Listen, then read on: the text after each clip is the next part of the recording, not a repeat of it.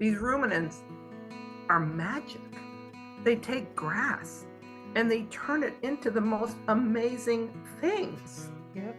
The most amazing food, the most amazing fiber. I mean, it is almost magic. If you didn't think about the science, you would think, how is that even possible that they can do this?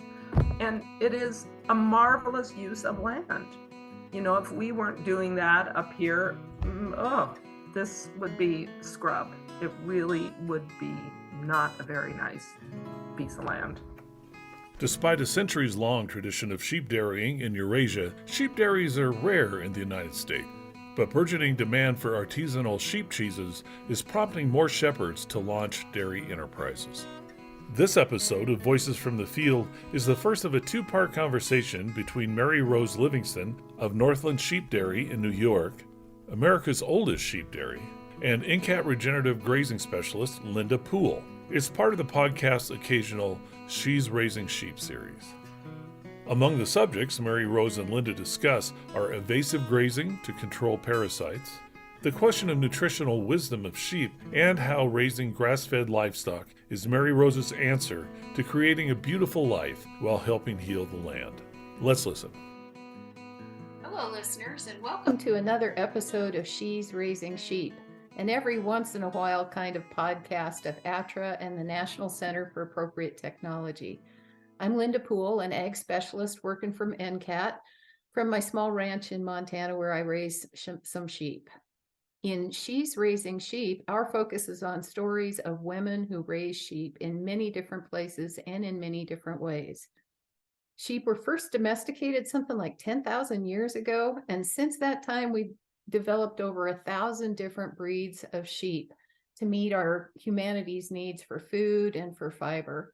And, you know, it's not any mystery to me why sheep are one of the first livestock that we domesticated, because they're friendly, they're gregarious, they're curious, and they have this semi-magical ability to turn grass and weeds into so many of the things that we need to survive and to thrive in our families. Milk, meat, wool, hair, hides. It's just natural that for eons, people and sheep have shared their landscapes and their lives. There's such wonderful synergy between sheep and people, and it's especially strong in multi-purpose flocks that provide milk and wool throughout their lives, as well as the meat and the sheepskins at the end of their lives. And so since I began this podcast, I've been scouting the internet to find us all a great story about an integrated shepherding operation like this, where everything from the milk to the land care, to the wool, to the meat, to the sheepskins are all brought together in a way that is really beneficial for the land and for the community. And I was so excited when I found Northland Sheep Dairy on the internet and found Maryrose Livingston. And she's agreed to join us for this podcast. So I'm really excited to welcome you, Maryrose, to today's episode of She's Raising Sheep. Oh, I'm so excited to be here. This is great. Yeah. So the first thing that I saw when I went to your website was just a little blurb that is a beginning of an introduction, and that then I hope you'll kind of round out for us. Northland Sheep Dairy is a certified organic and certified 100% seasonal sheep dairy powered by draft horses and mules and some committed farmers who love what they do. You and your husband, Don Hugh, are there. And I wonder if you could start, Maryrose, by kind of setting the context for where you're at, and then we'll go into kind of what your journey has been with sheep. But where are you doing all this wonderful work? We are doing this in almost the exact geographic center of the state of New York, of all places.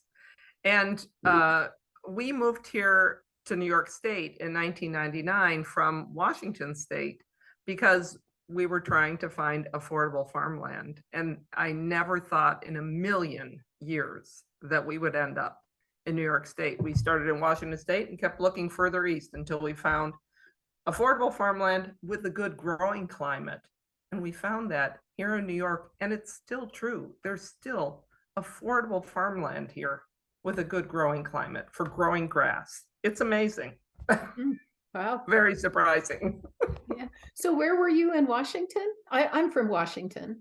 Yeah, we lived in Olympia, Washington. I was there for about 15, 16 years. My husband was there a little bit longer than that, and we met in Olympia, Washington. We each had very small farms there in Olympia. I owned 6 acres and had 2 cows, and he had about 10 acres and a couple of horses, well, a couple of mules.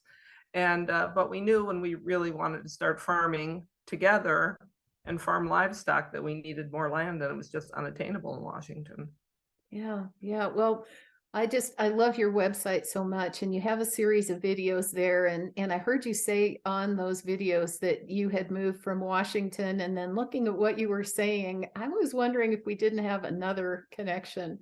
I Yeah, wondered if maybe you had gone to Evergreen State College. I in fact did go to the Evergreen State College. I finished my undergrad degree there. I went to Michigan State University initially. I was a dairy science major in Michigan. That's where I grew up. And then I finished my undergrad at the Evergreen State College in Olympia. And then I did a master's degree there, a Master of Environmental Studies. And I also was on staff at the college too. And just love Olympia, Washington to this day. I go back every year. I have lots of friends there. It's still really a place that is very, very dear to me. Go Gooey Ducks. Yes. Let it all hang out. Oh my. Oh my. So can you tell us a little bit about, you say that where you're at in New York, the center of New York is a really good place to grow grass. So kind of what's your elevation and your climate and your rainfall? Do you have irrigation, or can you just depend on what comes out of the sky Yeah. there?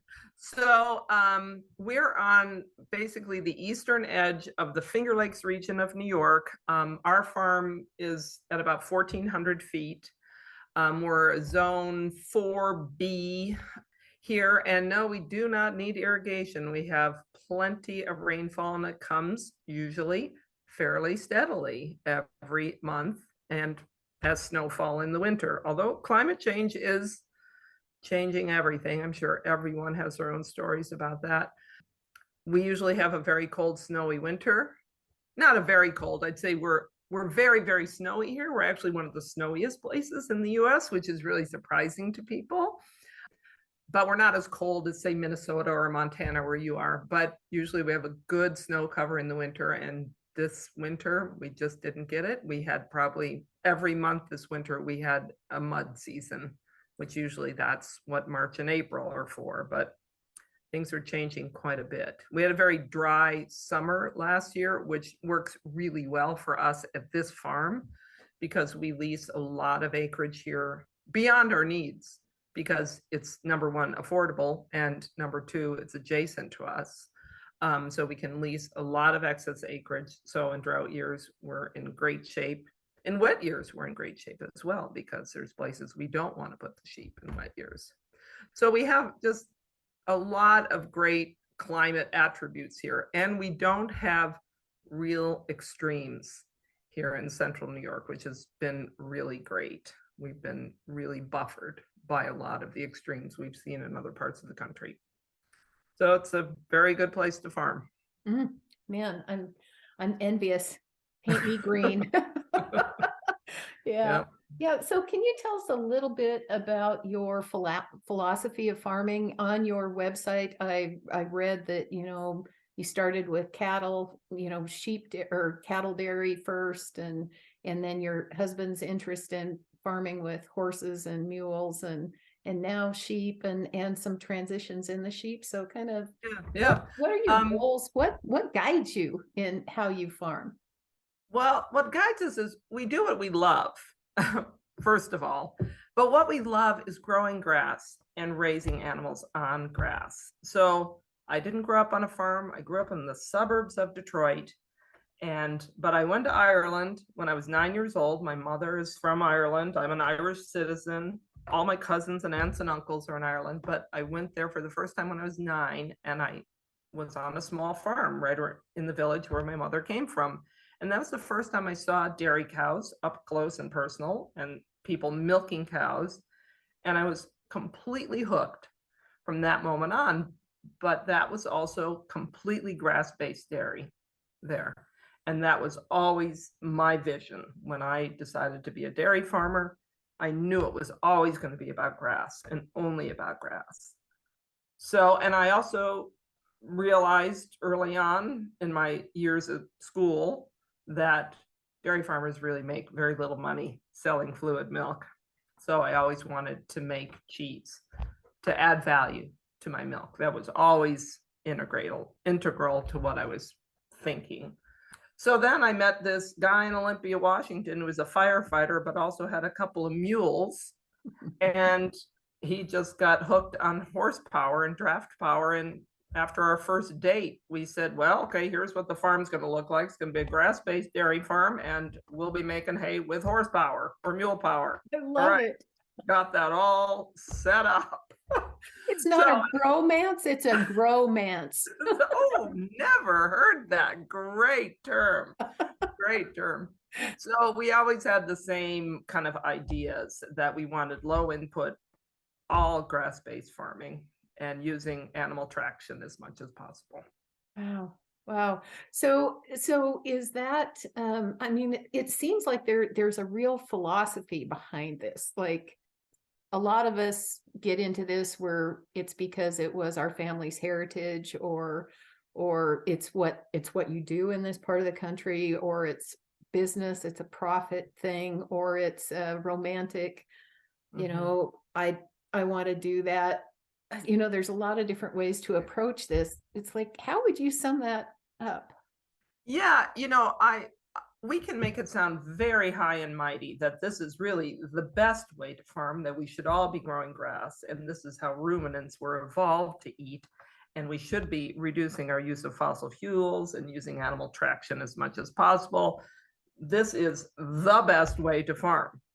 Yeah, I kind of believe that, but it's actually just really the way we love to farm. So we could be super fancy about it, but really we just love doing it this way. It's really, it just speaks to our natures and what we enjoy. So we're very lucky that way, that what we enjoy aligns with our values as well. So yeah, we're in pretty good shape.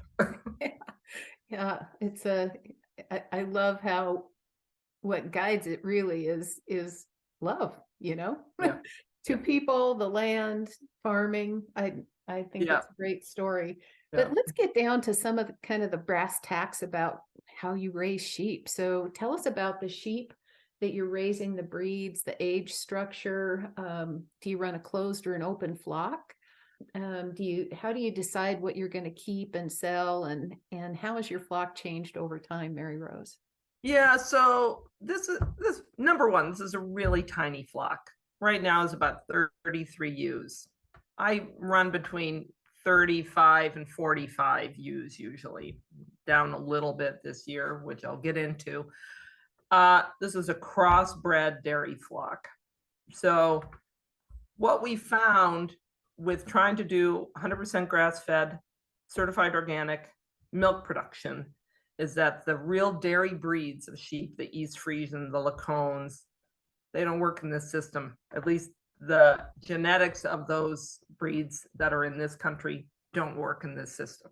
So this flock is East Friesian, Dorset, Tunis, Lacone. They're a bunch of mutts. So, and because it's such a small flock, and I'm doing something that very few, if anyone, is doing. I mean, I don't know who else is 100% grass-fed, certified organic sheep dairy. I don't know. I haven't found them. Maybe they're there out there. I haven't found them either. Yeah. I looked. So the genetics don't exist for what we're doing. So I'm having to make it up constantly.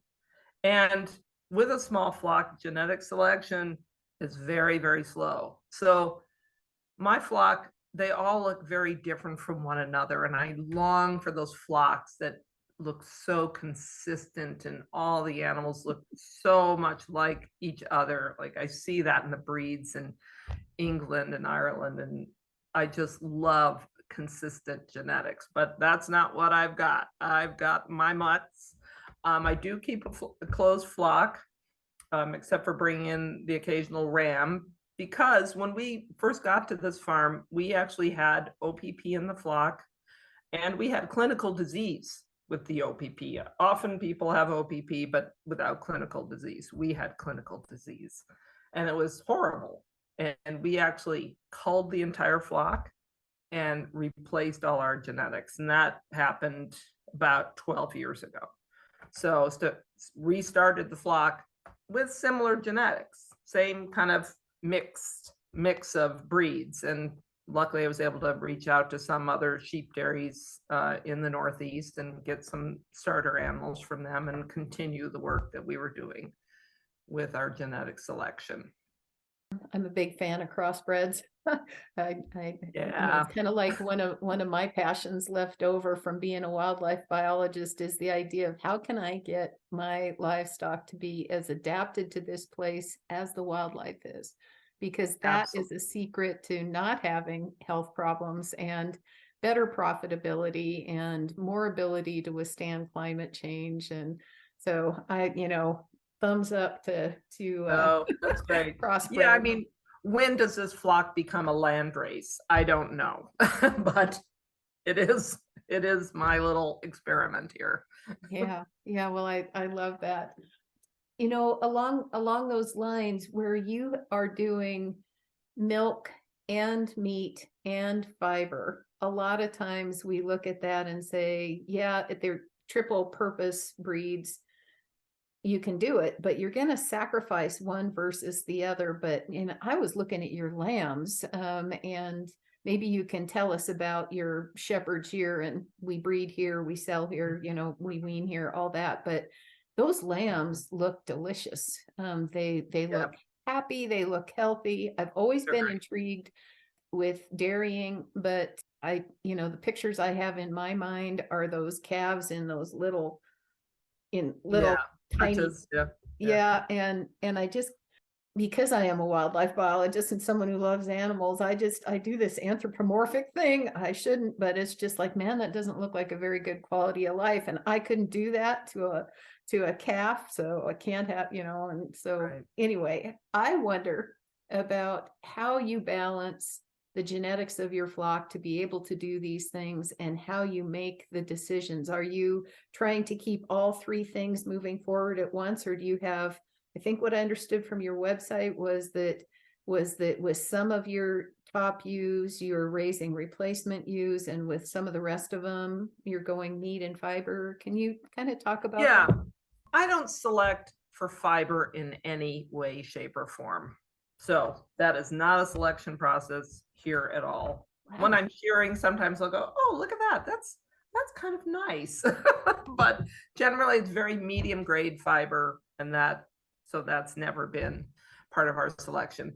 Basically, my selection is milk production. That has always been the top criteria for genetic selection around here. And also, a ewe has to perform well in this system, but she's not going to produce milk well if she's not performing well. So it really has been just about milk production. And the thing that really determines our lamb quality more than anything has been if it's a good parasite year or not. Wow. Because we're not worming these animals, I'm doing a lot of things, a lot of management to try and reduce internal parasite loads in the lambs, which is much easier in dry years than it is in wet years. So if it's a dry year, we have a big, beautiful carcass. If it's a wet year, we're going to have a lot of variability in those lamb weights, those hanging weights. So really, it really is about selecting for milk production for the ewes. Yep. And the other piece that you just mentioned is when you're trying to work on parasite management, a lot of it is about your pasture management. Yes. So why don't we circle back first to how you raise those lambs, and then we'll return to pasture management and how you work with that. So yeah, lamb production, it changes every year, and it's kind of gone in one direction as I've gotten to this kind of retirement cusp I find myself on. When we first started, we would raise the lambs on the ewes for a minimum of 30 days. So the lamb had to be at least 30 days old and at least 30 pounds and have vigor. If they met those three criteria, we would wean them. Now, I always wanted those lambs to be on grass with their mothers prior to that, so that they learned their grazing behavior and were ingesting forage, fresh forage. So if they met those criteria, they just got weaned into their own flock, onto a separate pasture, and that was weaning. Now, as time went by, I started waiting for at least 6 weeks. So weaning a 30-day-old lamb is tough. So we went to 6 weeks, and we made that work for a number of years. During the pandemic, I kept the lambs on for how many months? Some number of months. Pandemic changed a lot of things in that my cheese market really tanked during that time because I sell so often to restaurants. Yeah, so I kept the lambs on the ewes for a long time, and then just milked for 2-3 months the last couple of years. And that has sort of led me to this segue, as I'll call it, into retirement, which is actually that I'm going to stop milking. I won't be milking this season for the first time. So lambs will stay on the ewes for their entire lives. Wow. Yeah. Well, we're on opposite trajectories here. It's really helpful for me to hear how you manage the lambs, because it's similar to the questions that a lot of us have. So many of us started with orphan lambs, what in Montana we call bums. And there was a year when I had 50 bum lambs. I started my flock with bums, and there were kind of like little things that I learned along the ways. Maybe we should do a session on raising healthy lambs with only some time on the mother at some point, because it's really helpful. And what I love is, without talking to you, I've come up with very similar criteria. So at least 35 days old, at least 35 pounds. They have to be chewing their cud. I have to be able to see them chewing their cud, and they have to be bright-eyed and knocking over everybody trying to get to the milk in vibrant, good shape. And they have to do all three of those things before I'll wean them. So yeah. I know. I feel a little vindicated. One other thing I would do is, if a ewe had anything above twins, I would sell off those excess, triplet, quads, quints, as bottle lambs to neighbors. $25, just take the lamb, get it out of here. So the ewe only have to use twins. Yeah, I never, because I'm completely grass-based too. I'm at a very low production area compared to you. It's very high quality grass. There's just not very much of it. Yeah. But I never turn out a ewe with more than twins on her. And with, I breed my ewe lambs. And so if I have a yearling ewe that has twins, I take one away from her. I only let her raise one. The ATRA website has been connecting sustainable agriculture students and farmers around the country for decades. Our free internship hub makes it easy to find interns or farmers looking to hire interns. If you're looking for some practical experience on a working farm to bolster your studies, or you want to pass on the wisdom of your experience in exchange for some willing elbow grease, stop by at atra.ncat.org. So do you breed your ewe lambs? I do not. And this is kind of controversial. I was having this debate with one of my shepherd friends recently, that studies show that the productivity of the ewe is increased if you breed them as yearlings. I'm not going there. I'm still not going there. At least I see my animals are not fully grown at a year old. I don't want to breed them. And I'm even though I'm going to switch to all meat production, I don't think I'm going to change that. I'm going to keep that. Yeah. It is. It's one of those fraught questions. It's like, what do we do here? Yeah. So these are great things to hear about. So you are selling your lambs by the half or by the whole, by whole lambs, and just wholes now. I don't do halves. Yeah. At about 7 months of age, something like that, it looked like. Yeah, it depends on the appointments we get at the butcher, because those are made Yeah. about 2 to 3 years in advance. But we're very fortunate to have a fabulous certified organic butcher. So I'm a certified organic producer. I cannot label that meat certified organic unless it's processed at a certified organic butcher. And I have that butcher, and they're wonderful people. Leona Meats in Troy, Pennsylvania. Shout out to them. Great people to work with, and they have a waiting list a mile long because what they're doing is unusual, and it's hard for organic producers to find enough organic butchers. So yeah, so I lamb in April, start the beginning of April, and usually my butcher appointments come starting either late October through November, sometimes into early December. So, I'll take what lambs look the fattest as the appointments roll in. So can you hear my dog snoring? I can't. Oh, that's so cute. It's cute, but I thought the listeners might find it I can't annoying. hear it. I have an old guard dog who's semi-retired who is accompanying me on this podcast. So let's talk about dogs, because I want to put a plug in for my fabulous dog. Let's do it. I have a New Zealand Huntaway, which is pretty unusual in this country. Beautiful dog. Is it the one that's on your website? Let's see, there's 2 on the website. I used to have 2. My old male is now dead, so I still have my female, and I imported a pup from the UK who's now 2 years old. I don't have her here. She's in Minnesota with Doug Rathke, my partner in dog crime. He's also a Huntaway guy. And so she just got bred. Actually, she's pregnant, we hope, and we'll have a litter of pups. And I just love these dogs. We've had border collies. I've had Australian shepherds. We've had a Pyrenean shepherd. We've had Australian cattle dog. I love these Huntaways. They herd using their bark. One thing we learned sort of the hard way is the males bark a lot more than the females. So, my male, who barked for 13 years, is now gone. But I find them very biddable. I don't know, this dog works and then she turns off, and she is the dog of my life. And very, I just think dogs are so helpful to shepherds. Yeah. Such a great tool and a great companion.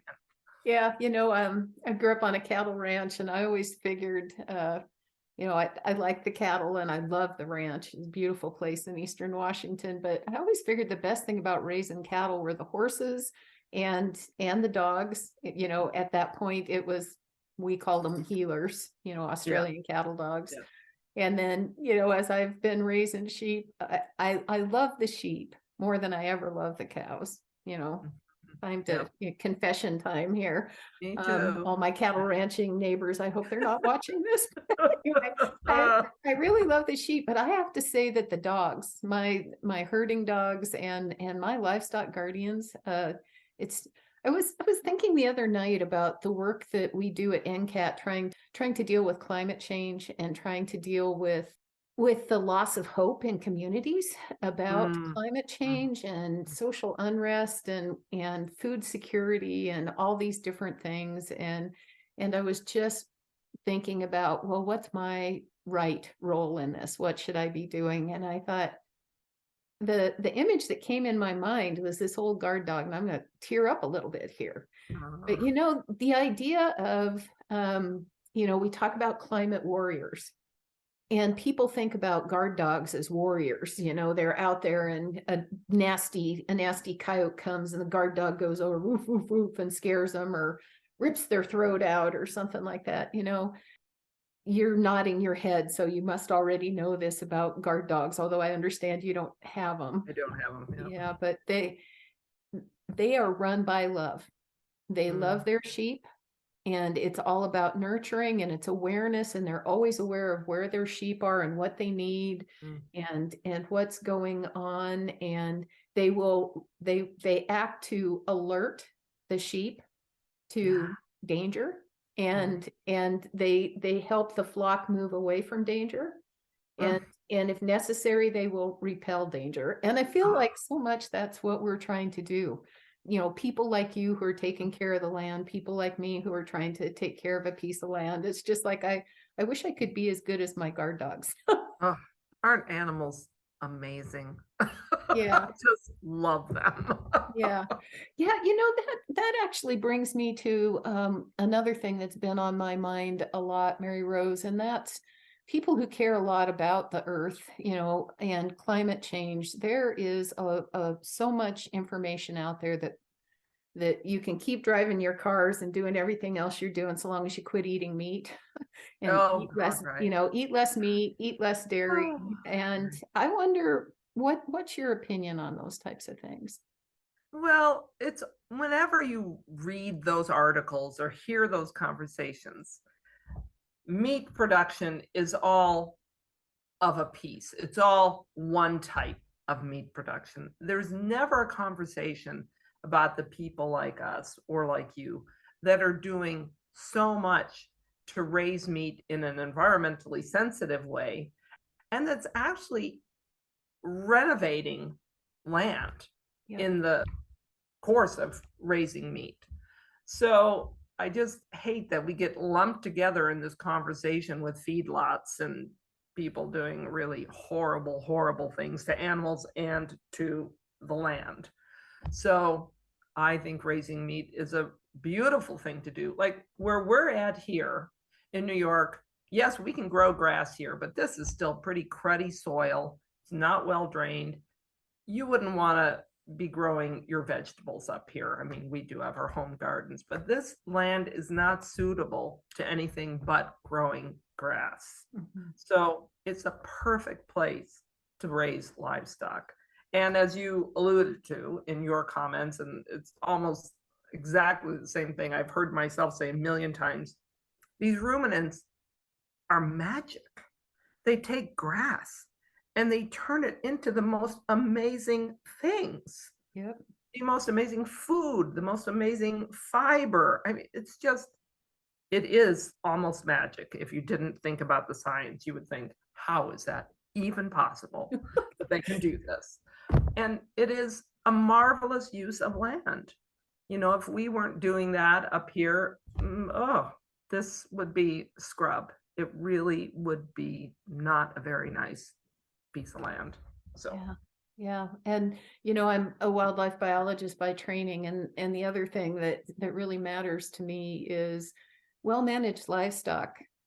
They don't just do a good job of taking care of the land, the plants, the soil, but they're creating the habitat for the wildlife. And it is one of my greatest joys to go out and walk through the sheep, and the geese are flying over and the antelope are walking along the edge, and there's you can see where the rabbits have been, and a snake crawls across, and all our grassland birds. And I can eat my lamb, and I can wear my wool and know that at the same time I'm creating wildlife habitat, and it feels important to me.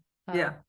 And the way we do it really, really matters. There are so many people who, not only is farming in general, there's a lot of different ways you can do it. With the shepherding, there's a lot of different ways that we can do it. We're trying to cover a lot of those different ways in this podcast series, but really focusing on ways that are holistic and regenerative. When I found your information, one of the things that you talked in there about were natural and homeopathic remedies to support herd health. And I just thought, I'll bet she never fertilizes, and she's not using a bunch of obviously not using pesticides because you're organic, but the natural health programs too. So I wondered if you could talk about that a little bit. Oh, I'll try. I'm actually not very good at that. I find with this system that the animals don't get sick very often at all. If one gets sick, I kind of throw everything that I've ever read about in terms of homeopathy and medicinal herbs at the animal. I am not well versed in it. I have to go to my books and look it up. And I know other great farmers who just really have a great toolkit in terms of those remedies. I am not one of them. I do what I can. Hopefully it works. It doesn't always, but usually it does. So I can't really speak to it very well because I'm just not very good at it. Well, then maybe what we can do is circle back to the way that what we eat is what creates our health. You know, Fred Provenza, his approach to things, and you know, you're grazing. I think I read mostly native pastures, and I wondered how diverse those are. Kind of how you're managing the pastures, and then what you see as the benefits of that to your herd health. You mentioned parasites earlier, so I'm guessing that that's going to be a piece of it. And then also, do you have to supplement with mineral if you're, is that something you do, or do you count on the land being everything that those sheep need? Yeah, so we just really have native pastures here with, you know, we will frost seed in some white or red clover on occasion. Lots of forbs, plantain, dandelion, and we do want that diversity in the stand. I think it increases animal health. And of course, as you know, I'm a big Fred Provenza fan as well. We know that these animals do have nutritional wisdom, although I've heard many animal nutritionists say they don't. You know, it just kills me when I hear that. But me too. I think they do have nutritional wisdom. And the other thing we do in terms of internal parasite control is evasive grazing is really, really important to our program. So because we've been managing as a dairy, we'll have the milking flock and the lamb flock. Generally, the lamb flock they go further away because they're not coming home to be milked every day. And they're usually on pasture that the ewes have never been on. So they're going down to a neighboring farm. I never put the ewes down there. It's a little far away. The lambs are always somewhere where the ewes have not been shedding parasites on. And we try not to bring lambs back to the same paddock for at least 60 days and preferably 90 days. So a lot of evasive grazing with the lambs. You know, in terms of the ewes, the adult animals, I just don't see a parasite problem. They're just too hardy for that. But the lambs, I really do have to be a lot more attentive to that. So that's a lot of what we do in terms of internal parasite management in the pastures. We do mineral supplementation. We have these really great little homemade mineral feeders. It's like a little mini shed roofed thing that one person can drag around the pasture so they follow the flock. So we always move the parasite feeder to where the flock is moving to, and they get free choice 3 different things. They get a selenium enhanced Redmond salt, they get kelp, and we use a Fertrell sheep NutriBalancer, just an all-purpose mineral.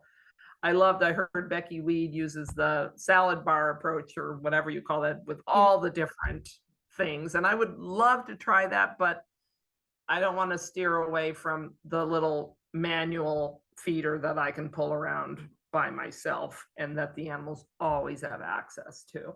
So, but I do know our soils here, we do tend to be somewhat deficient in phosphorus and potassium. So perhaps, you know, giving the animals access to that, I might see some real boost. It would be interesting to try that. So you say you have those 3 different things. Are they in separate little units or do you mix it all up? Nope, they're in separate containers, basically, in the little mineral feeder. So, and it's always interesting during certain times of the year. You'll see, oh man, they're just going to town on the salt. You just can't keep enough salt and they just keep going through it. Or other times it might be the kelp.